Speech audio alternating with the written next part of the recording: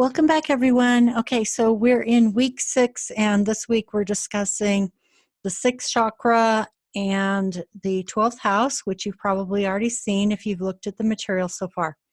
Now we're going to talk about how to reduce expenses. So I want to take you really quick over to the financial freedom page for week 6, where we're going to explore reducing expenses.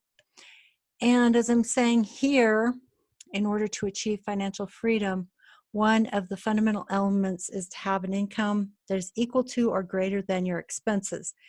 In the course of this program, while looking at the energy vortexes of the chakras and the 12 zodiacal houses, we also want to look at the ways we might be able to reduce our expenses and or increase our streams of income.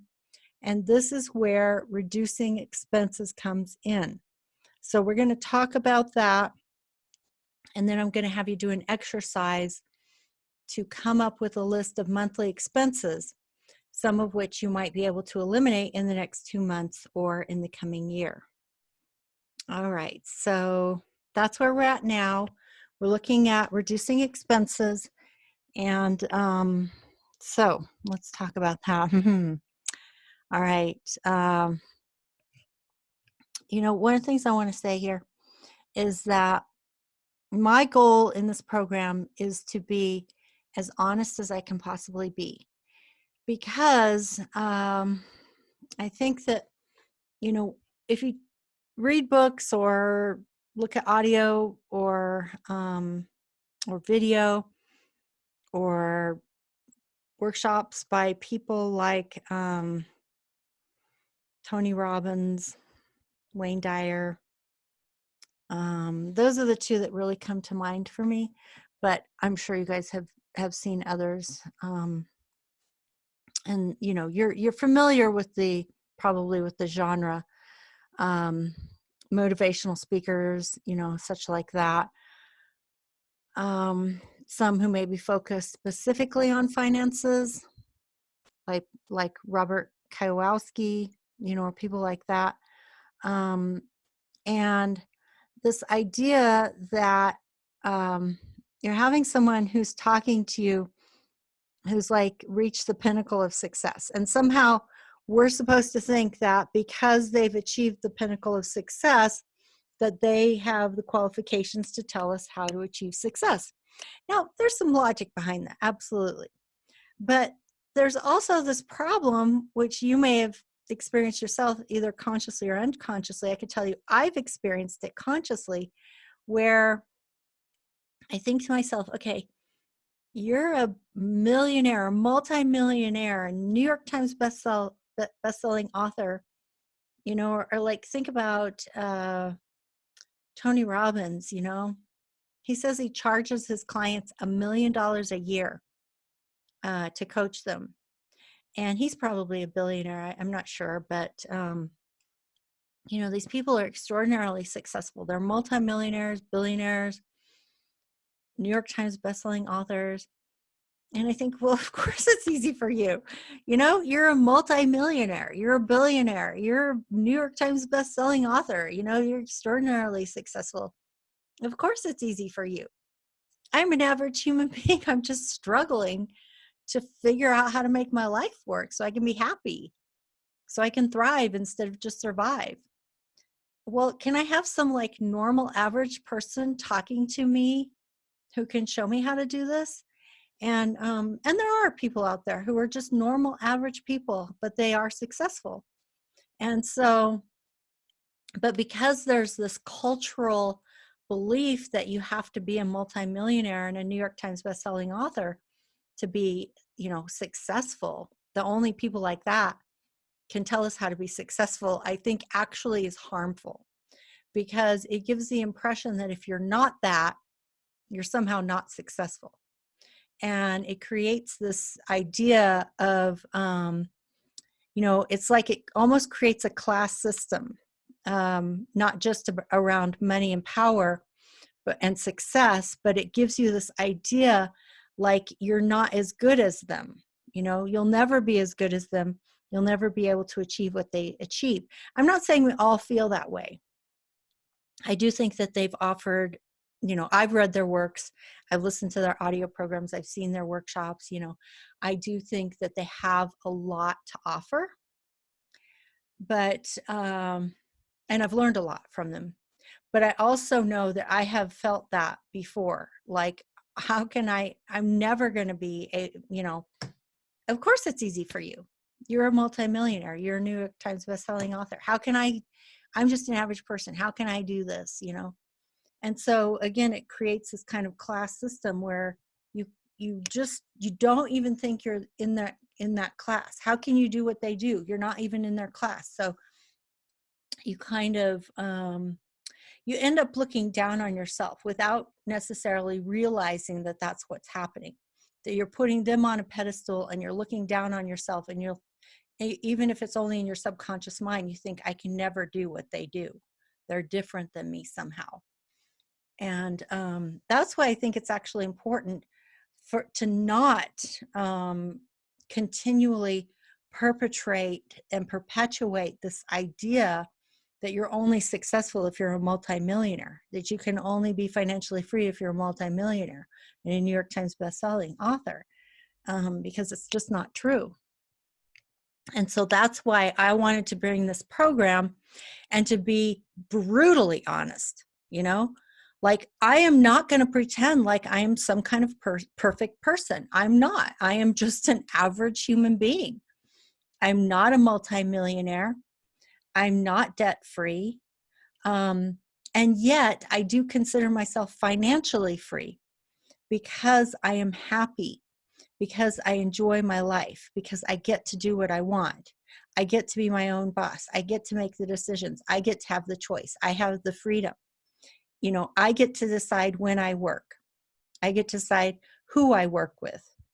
I get to decide what I do, you know? And so when I wake up in the morning, I feel motivated because I get to work with people I chose to work with. I get to do work that I am choosing to do, you know? And if I don't want to get on and make a video, I don't have to. I understand that there's a business here and it does require some discipline, Like, I know that when I make a video, that video goes online and it gets monetized and people watch it, and that's part of how I make my income. So if I don't make videos, I may not make any money. If I don't make videos that people want to watch, I may not make any money. So it's not like I can wave a magic wand and the money just shows up. There is a definite cause and effect relationship. And yet there's still a sense of choice and empowerment, of freedom. I get to do what I love. I'm passionate about astrology. I get to share my passion with the world. That's a gift. I consider myself incredibly lucky. I consider myself financially free because I get to do what I want. I have freedom. I have choice. So I know it is possible because I've done it myself, even though I'm not perfect and I'm not a multimillionaire and I'm not a New York Times best-selling author. And yet I consider myself financially free. So I know it's possible. And I got here on my own. I did have help along the way in the sense of, friends who helped me, like magic synchronistic things that landed in my lap. And that's one of the things you'll discover. There's this saying, when you fully commit, providence moves too. There is magic and boldness when you take a risk. I don't know if that's exactly how it goes, but it's something like that. When you commit, providence moves too. There's boldness and genius in action. It's something like that, but it's so true. When you fully commit, providence moves too. I've seen it. It absolutely is true.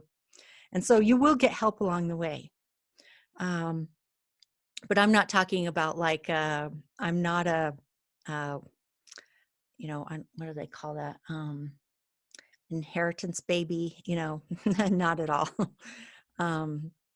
So I've worked for it. I worked hard for it. I made sacrifices, and I've never regretted any of my decisions because I'm so happy now. And I do consider myself financially free, and I do what I love.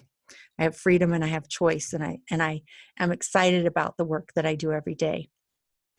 So the issue is this: if you're not happy, if you don't feel like you have choice, then are you going to spend the rest of your life on that path, or are you going to make a choice to change? And if you make a choice to change, there will be challenges, there will be sacrifices, but there will also be benefits. And so it's just a matter of which is more important to you. To stay in your comfort zone and do the same thing you've always done. If you continue to do the same thing you've always done, you'll get the same thing you've always gotten. And for some people, that's all they want. I'm guessing you want something more. But the question is, are you willing to do what it takes? Because anyone can have financial freedom, but it takes work. There's no magic wand. There's no get-rich-quick scheme. So, I do think that understanding the chakras is very important because of the way the energy needs to move through our system.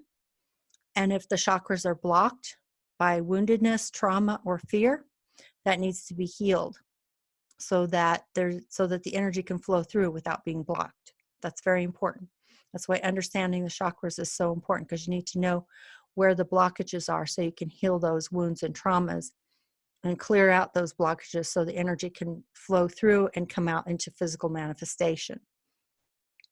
So that's part of it. Also, I do think that astrology has helped me tremendously because I understand where the energy is showing up in my life, and I use that. I pay attention to it. When it's showing up in a specific area at a specific time, I use that energy to my advantage. And when things aren't working out, I learn from it so that I can change my behavior to be more effective in the future. So that's how astrology helps me, is by understanding where the energy is showing up in my life, how it can help me and benefit me so I can use that energy in an effective way on the days when it is flowing the way, that I can create effectively. Like I said in my video about learning from Mercury retrograde, I was in a hurry and I didn't pay attention to the fact that Mercury retrograde was squaring my natal Mercury. Mercury retrograde in my 9th house of broadcasting and internet was squaring my natal Mercury in my 6th house of work. And Mercury rules communication. It was retrograde and it was squaring my natal Mercury. So I wasn't paying attention to that. I was just rushing, and I learned a lesson, but it's okay. I don't consider that a failure. I don't consider that self-sabotage. I don't feel rejected by anyone. I don't feel a victim of anyone or anything. It's just, it happened. So you learn from it, and then you adjust your behavior. And so that's what I've been doing, just rolling with the punches, and okay, this is working, this isn't working. Let's do more of what's working and less of what's not working, and keep moving forward.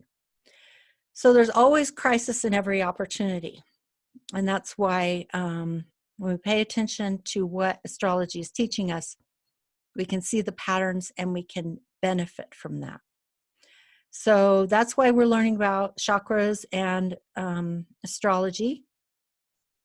And then finally, to use practical strategies for increasing income through multiple income streams and reducing expenses. Because as I've said before, there's this thing called the crossover point. So if you have multiple income streams, then eventually your income goes up, up, up. And as you reduce expenses, your expense line goes down, down, down.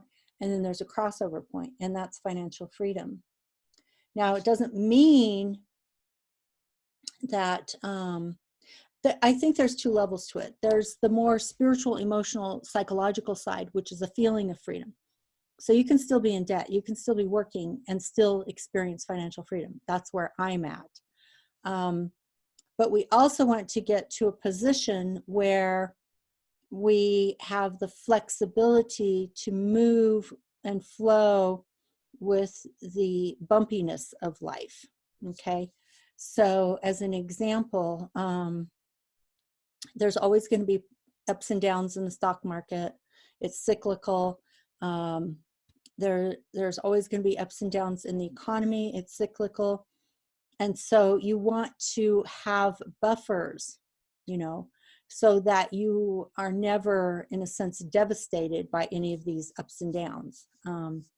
If you have a buffer, you can, float over those, the bumps going up and down like waves, and you can kind of float on top of that because you have a buffer.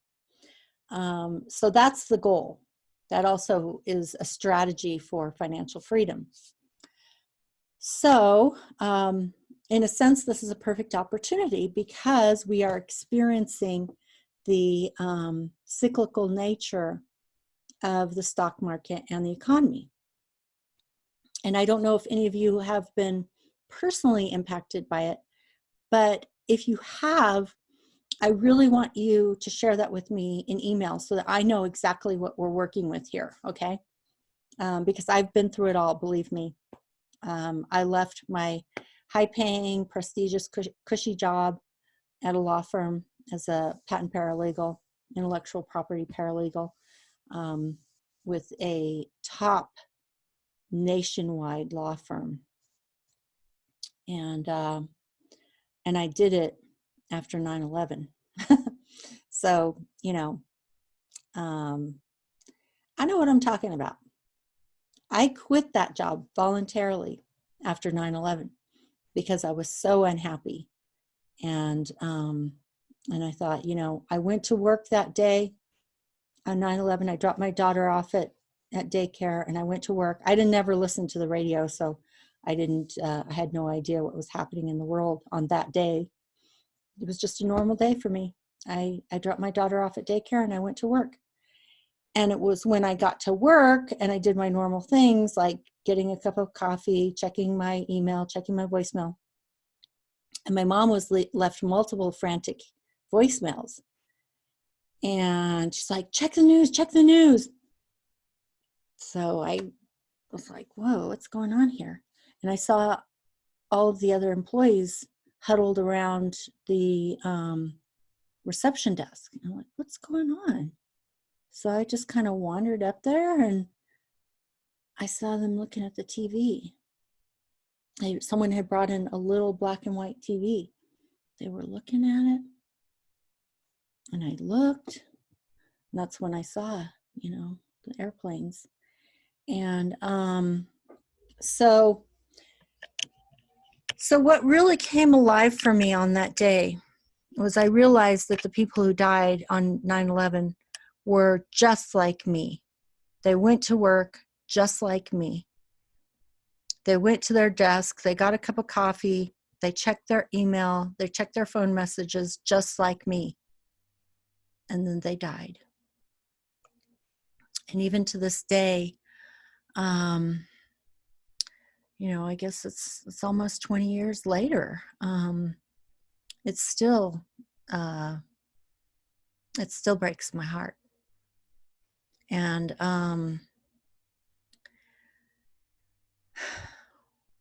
I had to change my life because it was a wake-up call for me. It made me realize we can die at any moment. We could die on any given day.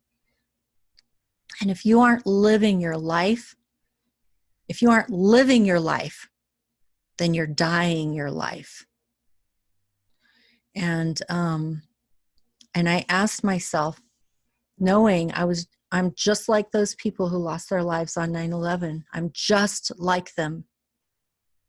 I'm living out my mourning the same way in Colorado, in Denver, Colorado, the same way they were living out their lives in New York City.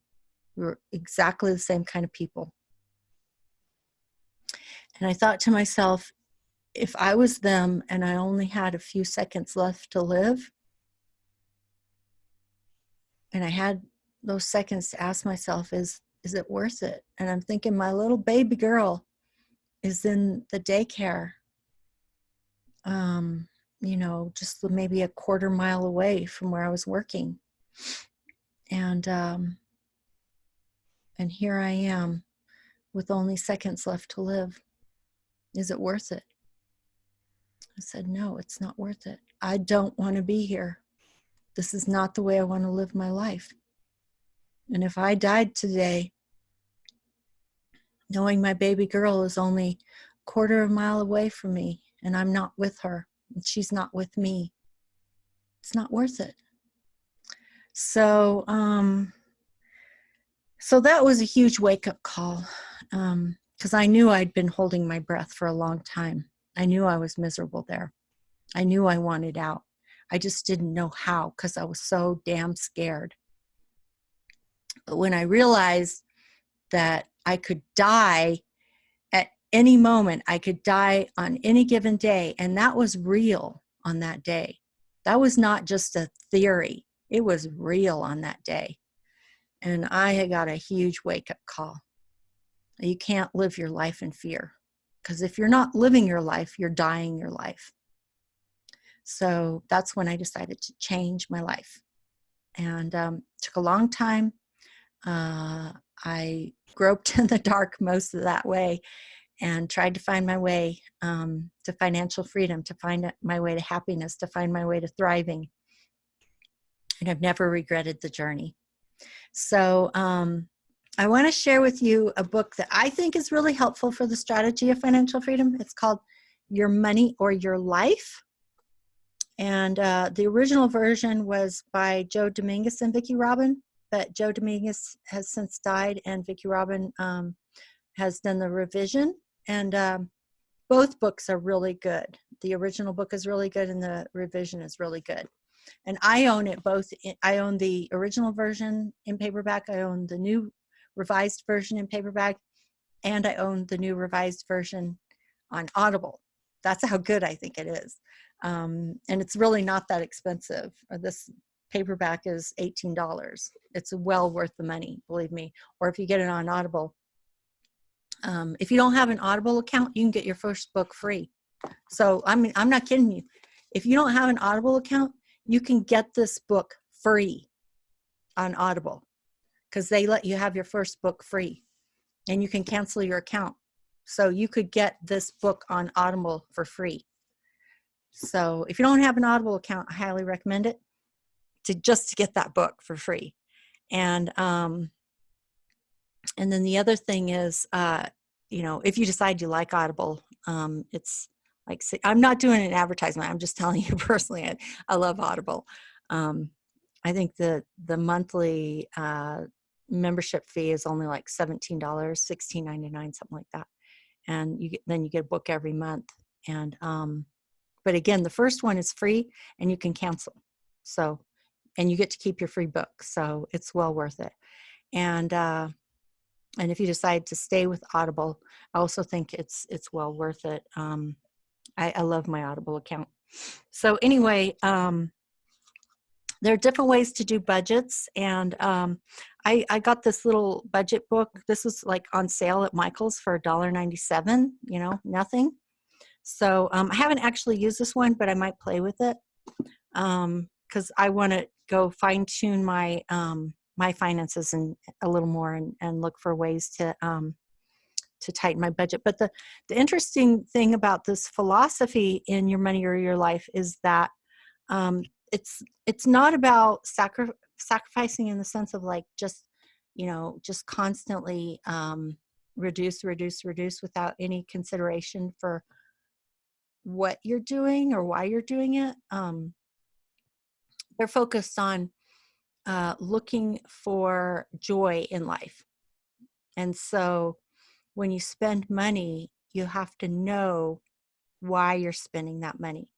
In other words, are you spending it because you're bored, or because you're spending it unconsciously, or because you're unhappy, or you're feeling uncomfortable and you're just trying to escape that discomfort or that boredom or that unhappiness, or just spending unconsciously, that's what they're trying to get you to look at. And I think that that's like a really good way of looking at it, because whenever I spend money, I'm more conscious of why I'm spending money. Like, um, is this thing that I'm spending money on really valuable to me? Because it works both ways. You can spend money unconsciously because you're bored, uncomfortable, unhappy, but also sometimes we avoid spending money out of fear. And that's not necessarily a good thing either. Like me going to the San Francisco conference, or I just signed up for the Colorado Springs Writers Conference, which is in mid-April. And so the thing is, like, if I say, well, I should pay off my debt, but then I'm not doing what I'm passionate about, which is I love to write. I want to get an agent. I love connecting with the literary and publishing community. So if I don't go because I'm afraid to spend the money, that's not living either. That's not financial freedom. That's living in fear. So it's not simply about not spending money. It's about being conscious about how you spend the money so you get the most juice out of life. Okay, that's freedom. So I'm going to take you over to a sample budget, because that's one of the exercises. Let me just check over here to the website again. So the exercise in reducing expenses is to come up with a list of monthly expenses, some of which you might be able to eliminate in the next 2 months or in the coming year. So this is kind of different from a budget. If you like to do budgets, that's great. If that works for you. But this is a little bit different. This is more about just like understanding what your expenses are.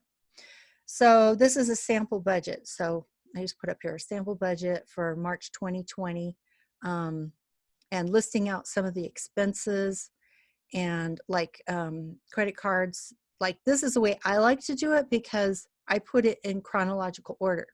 So first payment is due on March 4th and March 6th, and this one March 6th and March 7th and March 7th, and just go down chronologically, listing each one, what it is, if it's a credit card, what the balance is, when the payment is due, what the minimum payment is, so that I know, like, okay, if I can only pay the minimum payment, fine, or if I can pay more, fine. If I can pay it off, great.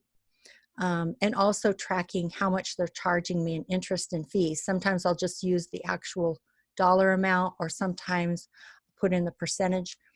So if I'm making choices about paying off certain credit cards, then I know which ones might be more beneficial to pay off first if they have higher interest rates.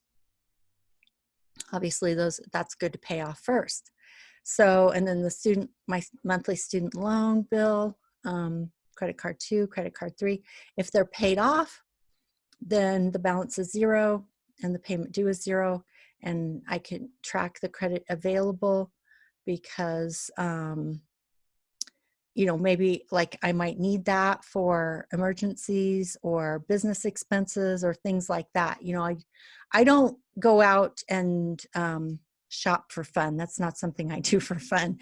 There are too many other things that I have to live for besides just shopping. So I don't do that for entertainment. And then my phone bill, and just tracking the credit cards. If they're paid off, then I put them in green. And then other bills that need to be paid, like, this I've tracked the interest and the interest rate. And so like this interest rate is higher than this one, so I might want to pay this one off first. So that way I can just track. It gives me an easy way to know which one might be best to pay off first. And so again, I just go through there and put them in chronological order, and then there's my car payment, and the rest are paid off. But at least I know what I have if I need it for an emergency, or as a business investment, if I'm traveling or something like that, then I know what I have. And, FICO scores are important too, because you can get lower interest rates. Like you could even possibly get a balance transfer card with a zero interest rate. And that can help a lot in terms of paying cards off faster. So FICO scores are important. The other thing I like to do is start out the month with everything unbolded. So my car payment is unbolded because I still have to pay that bill this month. And then when it's paid, then I just go in and I put it in bold. And then when everything's in bold, then I know the bills for that month are paid. And so, again, it's basically everything's in chronological order. So I know where I am in the month. As soon as it's paid, I put it in bold. Up until then, it's not in bold, except for the credit cards. If they're paid off, then I keep them green and I keep them in bold. Some of the credit cards have a monthly fee, like these two.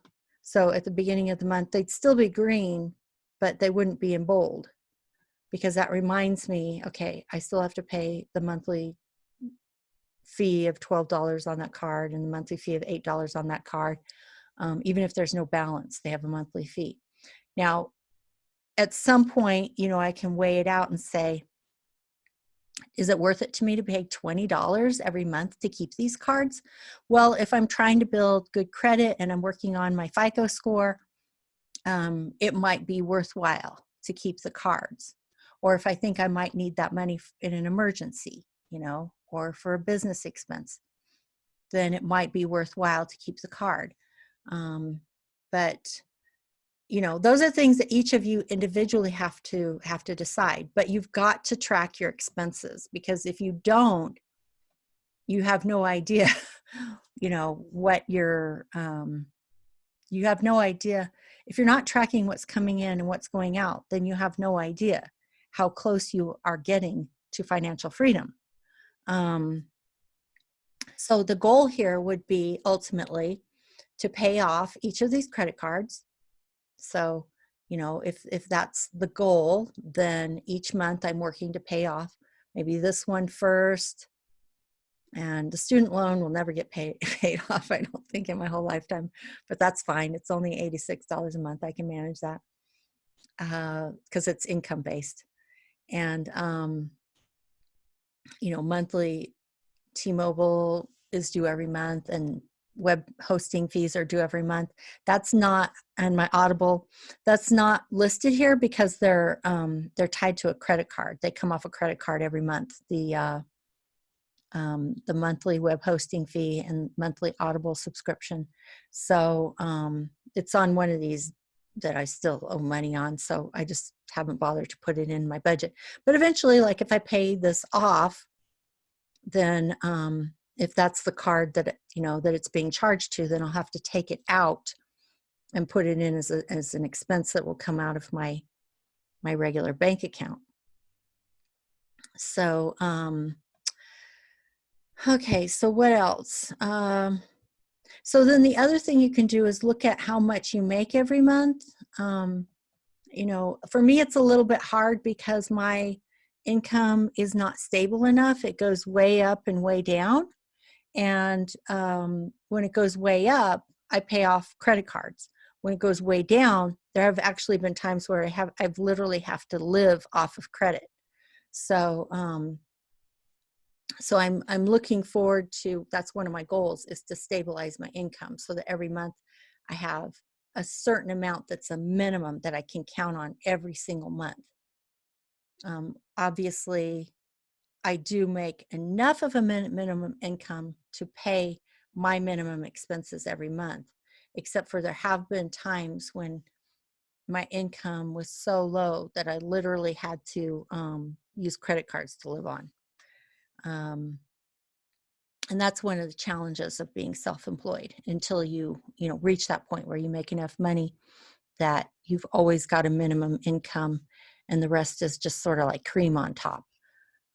That's what I'm still working toward, and toward paying off debt.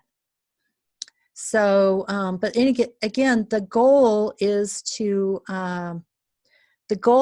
continue building your income, especially through multiple income streams, so that you're not completely dependent on one source of income, and that way, you can ride out the bumps and also have extra income to rely on, and then maybe have the freedom if you ever decide you do want to change your life or leave a job or whatever. You have the freedom to do that. You have the choice to do that, and that's part of financial freedom. So creating those multiple income streams is a strategy that leads toward freedom and reducing expenses, so that you eventually reach that crossover point where your income has gone up enough and your expenses have gone down enough that you've reached that crossover point. So for me, as an example, that would mean if I'm making a minimum amount every month and it never goes below that, like if I go a whole year and every month I made that minimum without ever having to dip into credit, then that would be the number that I would put on that graph going up. And then expenses going down. So like, for example, as you pay off credit cards, your expenses go down because you don't have that monthly payment anymore. And so with the income going up and the expenses going down, eventually you reach that crossover point. And that's part of financial freedom. So I think really there are two aspects to financial freedom. One is just feeling free. If you love your life and you feel like you have choice and you're doing what you want to do, then you're free. And then the second is this practical strategy of increasing income and reducing expenses so that you reach that crossover point, so that you never have to, you don't have to be afraid, like if you lose a source of income, as an example. And so I too am still working on diversification, working on diversifying my multiple income streams. I'm always thinking about that. And while at the same time, not just running toward a source of income out of fear, but really making conscious choices. Like, is this really what I want to do with my life? Because there have been things that I've tried that were not meeting needs. I tried Lyft for a little while when I was working on my master's degree, and it worked at first. I could make like $25 and $30 an hour, which was nice because being in my car, I could listen to audiobooks because my program was in creative writing and had to read a lot of books. So I could listen to audiobooks while I was in my car. Then if I got, a customer, I could pick them up and turn off the audiobook, take them where they needed to go. Again, I was making about $25 to $30 an hour listening to the audiobooks the whole time. So that was really convenient for me. But then the city I was in, Denver, got like saturated with Lyft drivers. And then it was like, I couldn't hardly make $9 an hour. And that didn't even take into account like my gas and other expenses that were, like you'd have to take that out to get a true balance. And it was $9 an hour without even taking out those expenses. So that means it was lower than $9 an hour. And I just said, this isn't worth it anymore. So, again, I'm not going to, like, in my mind, it never made sense to me to accept something that's just not going to meet needs. It's like, no, this is not good enough. I deserve more than $9 an hour. I'm not going to accept this. I'm going to go find some other way to make money. And I've had a few $9 an hour jobs that I've quit. I tried it. Nope, that doesn't work for me. Sorry, I'm not going to take it. I'll go find something else. So, because I don't make my decisions out of fear. I make them out of practical, rational, logical strategy. And if something doesn't work for me, I'm not going to stay there out of fear. I'm going to go find another solution. So, that's just more thoughts on multiple income streams and creating multiple income streams. And then we'll continue to talk more about reducing expenses as well. So I just wanted to give you this basic overview of, starting to track your expenses so that you can see how you're reducing them. And then we can talk more about how to reduce expenses. I've used some very creative solutions. Like, you may have noticed there was no housing expense on there, no utilities on there. I've been nomadic for, out since I think late 2016, probably even longer than that. I've been nomadic for a long time, actually. And that's one of the ways that I made ends meet, and so that I could build this business. And I don't have any fear around that either. I'm very comfortable being nomadic. And if you're comfortable being nomadic, you can find really creative ways to reduce your housing expense. So that can help a lot too. So I do have groceries and car expenses that I also didn't put on there, mainly just because I use one of my credit cards always, pay for gas or car maintenance or groceries and stuff like that. And I need to, as I pay off debt, I need to pull those expenses out and put them on my budget so that I know that those are coming out of my regular bank account. So I do want to talk more about how to reduce expenses. I think there's two sides to it. One is the psychological, emotional side to it, and the other is just very practical strategies and solutions, very creative, practical strategies and solutions for reducing expenses, for being frugal, and enjoying it too, not feeling deprived at all. All right, so that's where we're at. We're halfway through the program, and I may upload more material for the week, so check back and see if I have. And otherwise, when you get through week 6, you are halfway through the program. So I would love it if you would, stay in touch with me through email. Let me know if you're being impacted by the current situation going on in our country. A lot of people are being impacted, and if you're one of them, I would like to know, and I'd like to know exactly how you're being impacted. Is it impacting you emotionally? Is it impacting you relationally? Is it impacting you physically? Is it impacting you financially? Whatever it is, let me know so we can work with that. And if you have any questions about archetypes or the chakras or astrology or multiple income streams or reducing expenses or anything, please, please, please feel free to email me, share that information with me, ask questions, and share how things are going in your life right now. All right, so that's it for week 6, and I will look forward to hearing from you. Bye-bye.